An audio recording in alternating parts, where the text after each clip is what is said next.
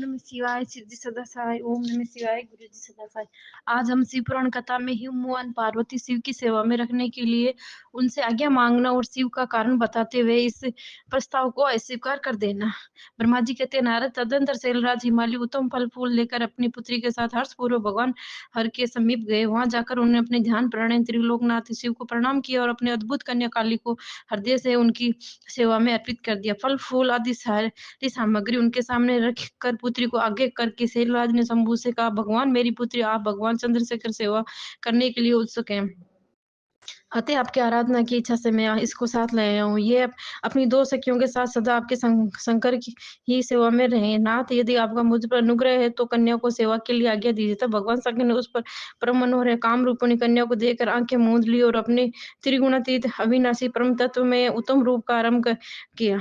उस समय सर्वेश्वर एवं सर्वव्यापी जटाजूटधारी वेदांत वेद चंद्रकला विभूषण शंभु उत्तम आसन पर बैठकर नेत्र बंद किए तब ध्यान में ही लग गए। यह देख हिमाचल ने मस्तक झुकाकर पुण्य उनके चरणों में प्रणाम किया। यद्यपि उनके हृदय में दीनता नहीं होती तो वे उस समय इस संशय में पड़ गए कि न जाने भगवान मेरी प्रार्थना स्वीकार करेंगे या नहीं। वक्ताओं श्रेष्ठ गिरिजा हुमान ने जगत के लिए एकमात्र बंधु भगवान शिव से इस प्रकार का हिमालय बोले, देवे देव महादेव करुणाधार शंकर विवे, मैं आपके शरण में आया हूँ। आंखें खोलकर मेरी ओर देखिए। शिव सर्व महेशान जगत को आनंद प्रदान करने वाले प्रभु महादेव, आप संपूर्ण आपत्तियों के निवारण करने वाले हैं।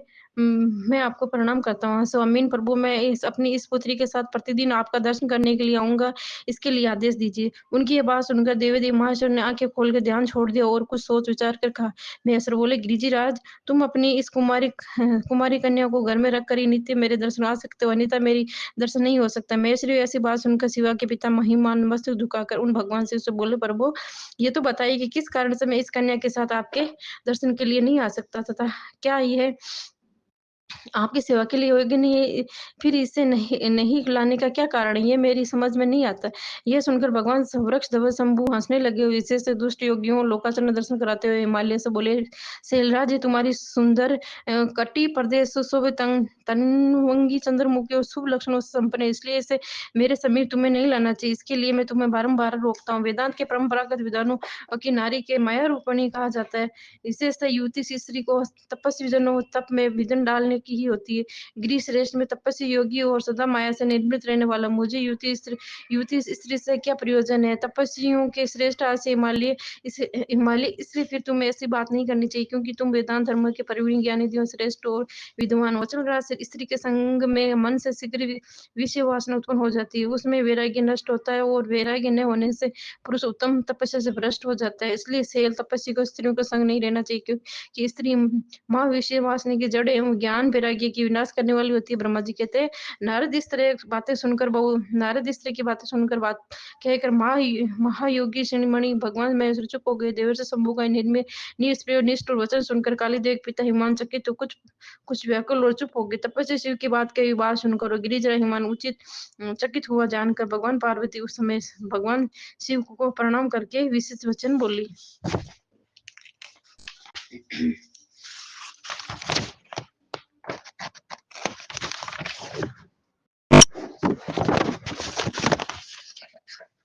पार्वती और शिव का दार्शनिक संवाद। शिव का पार्वती अपनी सेवा के लिए आगे देना था। पार्वती द्वारा भगवान की प्रतिदिन सेवा। भवानी ने कहा, योगिनी, आपने तपस्वी होकर गिरिजरा से क्या बात कह डाली। प्रभु, आप आज्ञा ज्ञान विरासत है तो अपनी बात का उत्तर मुझसे सुनिए। सब आप तप शक्ति से संपन्न होकर बड़ा ही भारी तप करते हैं। उस शक्ति के कारण आप ही महात्मा हो तपस्या करने विचार हुआ, तभी सभी कर्मों को करने वाली वह शक्ति, उसे ही प्रकृति तक जानना चाहिए। प्रकृति से सबकी सृष्टि पालन संहार करते भगवान आप कौन है और सूक्ष्म प्रकृति क्या है, इसका विचार कीजिए। प्रकृति के बिना लिंग रूपी महेश्वर कैसे हो सकते हैं।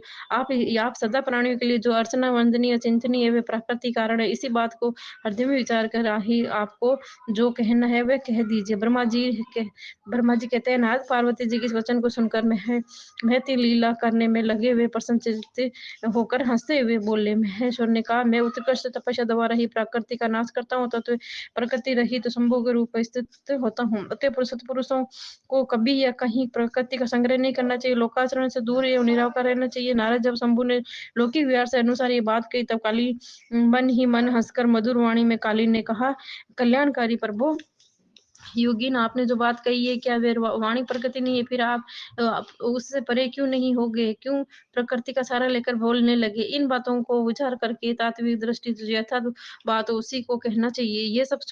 ये सब कुछ सदा प्रकृति से बंधा हुआ है, इसलिए आपको नहीं तो बोलना चाहिए, नहीं कुछ कहना चाहिए, क्योंकि कहना और करना सब व्यवहार के प्राकृतिक। आप अपनी बुद्धि से इसको समझिए, आप जो कुछ सुनते हो, खाते हो, देखते हो, सब प्रकार की प्रकृति के कार्य। झूठे वाद-विवाद करना व्यर्थ है। प्रभो शंभो, यदि आप प्रकृति से परे हैं, तो इस समय हिमवान पर्वत की तपस्या किस लिए करते हैं? हर प्रकृति को आपसे निगल लिया, अतः आप अपने स्वरूप को नहीं जानते। इस आप यदि अपने स्वरूप को जानते हो, तो किस लिए तप करते हैं? योगिनी, मुझे आपके साथ वाद-विवाद करने की क्या आवश्यकता है? प्रत्यक्ष प्रमाण उपलब्ध होने के विद्वान अनुप्रमाणों को नहीं मानते। जो कुछ प्राणियों के इंद्रियों विषय होता है, वह सब ज्ञानी पुरुषों की बुद्धि से विचार कर प्राकृत की मानना चाहिए। योगीश्वरी, बहुत कहने से क्या लाभ? मेरी उत्तम बात सुनिए, मैं प्रकृति हूँ, आप पुरुष है, ये सत्य है, पर सत्य है, इसमें संशय नहीं है। मेरे अनुग्रह से ही आप सगुण और साकार माने गए। मेरे बिना तो आप निरे हैं, कुछ भी नहीं कर सकते। आप जितेंद्रिय होने पर भी प्रकृति के अधीन हो, सदा नाना प्रकार के कर्म करते, फिर निर्विकार कैसे हैं और मुझसे लिप्त कैसे नहीं? शंकर, यदि आप प्रकृति से परे हैं और आपका ये कथन सत्य है, तो आप मेरे समीप रहने पर डरना नहीं चाहिए। ब्रह्मा जी कहते हैं, पार्वती के शांति शास्त्र के अनुसार कहा हुआ वचन सुनकर भगवान शिव वेदांत मत में स्थित हो उनसे बोले। श्री शिव ने कहा, सुंदर भाषण करने वाली गिरिजे, यदि तुम सांख्य मतों को धारण करके ऐसी बात कहती हो, तो प्रतिदिन मेरी सेवा करो, परंतु वे सेवा शास्त्र निषिद्ध नहीं होनी चाहिए। गिरिजराज ऐसा कहकर भक्तों पर अनुग्रह उनका मनोरंजन करने वाले भगवान शिव हिमवान बोले। शिव ने कहा, गिरिजराज, मैं तुम्हारी ही अत्यंत रमणीय शिखर की भूमि पर तपस्या तथा अपने आनंद में परमार्थ स्वरूप विचार करता हुआ विचरूंगा। पर्वतराज, आप मुझे यहाँ तपस्या करने की अनुमति दे। आपकी अनुआज्ञा के बिना कोई तप नहीं किया जा सकता। देवादिदेव शूलधारी भगवान शिव का यह कथन सुनकर हिमान उनको प्रणाम करके कहा, महादेव, देवता, असुर और मनुष्य रहित संपूर्ण जगत तो आपका ही है, मैं तुच्छ होकर आपसे क्या कहूँ? तो ब्रह्मा जी कहते हैं, नारद गिरिजा हिमवान को ऐसा कहने पर लोक कल्याण करे भगवान शंकर हंस पड़े, आदरपूर्ण उनसे बोले, अब तुम जाओ। शंकर की आज्ञा पाकर हिमवान अपने घर लौट गए। वे गिरिराज किसी दिन प्रतिदिन दर्शन के लिए आते हो। काली अपने पिता के साथ दोनों सखियों के साथ नित्य शंकर जी पर पास जाती, भक्तिपूर्व उनकी सेवा में लगी रहती। नंदीश्वर आदि कोई भी गण उन्हें नहीं रोकता तथा ताते महेश्वर आदेश के ही ऐसा होता था। प्रत्येक गण पर पवित्रता पूर्वक रहकर आज्ञा का पालन करता था। जो विचार करने से परे से अभ्युदय सिद्ध होते, वही शिव के सांख्य वेदांत मत स्थित हो कल्याणदायक संवाद किया। ये सर्वथा सुख देने वाला है। ये संवाद मैंने कहा सुना है। इंद्रियतीत भगवान शंकर ने गिरिजाराज के कहने पर उनका गौरव मानकर उनकी पुत्री को अपने पास रहने की सेवा करने के लिए स्वीकार किया। काली अपनी दो सखियों के साथ चंद्रशेखर महादेव जी सेवा के लिए प्रतिदिन आती जाती रहती है। भगवान शंकर के चरणों में धोकर उनका चरण अमृत पान करती है। आग से तप कर शुद्ध किए हुए वस्त्र अथवा गर्म जल से धोए हुए वस्त्र द्वारा उनके शरीर का मांजन करती है। मछली पहुंचती, फिर 16 उपचारों के विधिवत मलती पहुंचती, फिर 16 उपचारों से विधिवत पूजा करके बारंबार उनके चरणों में प्रणाम करके तत्पश्चात प्रतिदिन पिता के घर लौट जाती। मुनि श्रेष्ठ, इस प्रकार ध्यान ध्यान प्राणायाम शंकर सेवा में लगी हुई शिव का मान समय व्यतीत हो गया, तो वे भी अपने इंद्रियों को संयम में रखकर पूर्व उनकी सेवा करती रही। महादेव जी ने जब उन्हें भी अपनी सेवा में नित्य तत्पर देखा, तब वे दया से द्रवित हो उठे। इस प्रकार विचार करने लगे, काली जब तपस तब या व्रत करेगी, तो इसका गर्भ बीज नहीं रह गए जाएगा, तभी मैं इसका पानी ग्रहण करूंगा। ऐसा विचार करके महालीला करने वाले महायोगीश्वर भगवान भूतनाथ तत्काल ध्यान में स्थित हो गए। मुनि परमात्मा से जब ध्यान में लग गए, तब उनके हृदय में दूसरी कोई चिंता नहीं रह गई। काली प्रतिदिन महात्मा के शिव में रूप का निरंतर चिंतन करती हुई उत्तम भक्ति भाव से उनकी सेवा में लगी रही। ध्यान प्राणायाम भगवान हर शुद्ध भाव से वहां रहती हुई काली के नित्य देखते थे।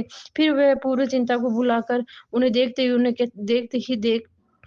देखते हुए भी नहीं देखते थे। इसी बीच में इंद्र आदि देवता तथा मुनियों ब्रह्मा जी आज्ञा से कामदेव वहां आदरपूर्वक भेजा। वे काम की प्रेरणा से काली रूप रुद्र के साथ सहयोग करना चाहते थे। उनका ऐसा करने में कारण था कि महापराक्रमी तारकासुर के प्रभु बहुत पीड़ित है और शंकर जी से किसी प्रकार का बलवान पुत्र की उत्पत्ति चाहते हैं। कामदेव वहां पहुंचकर अपने सब उपायों का प्रयोग किया, परंतु महादेव जी मन में तनिक भी शोभ नहीं हुआ, उल्टे उनके कामदेव जलाकर भस्म कर दिया। मुनि सती पार्वती के गर्भ रहित उनकी आज्ञा से बहुत बड़ी तपस्या करके शिवपति रूप में प्राप्त किया और फिर पार्वती और परमेश्वर अत्यंत प्रेम से प्रसन्नता पूर्वक रहने लगे। उन दोनों को परोपकार अपने तत्पर रहकर देवताओं को महान कार्य सिद्ध हुए।